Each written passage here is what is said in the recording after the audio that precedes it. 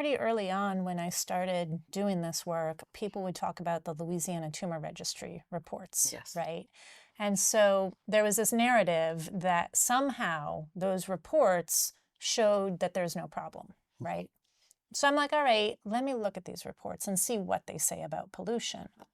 They don't say anything about Nothing. pollution. You Nothing. will not find any number in the entire report that measures pollution in any form. Right. Because they don't address that, right?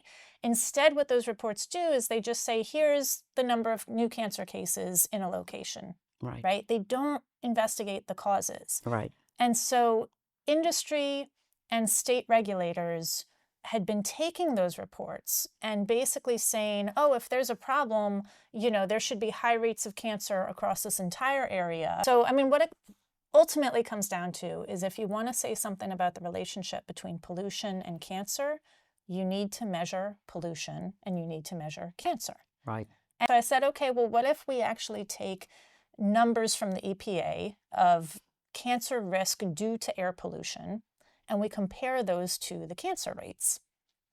Turns out that places that have higher levels of toxic air pollution have higher rates of cancer above and beyond what you would expect based on things like poverty and occupation and smoking and obesity. Right.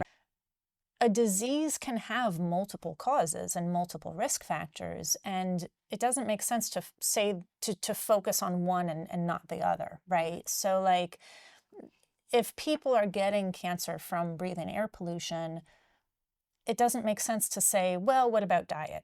Right? Like, why wouldn't you address all the things that are harming people's health in this state?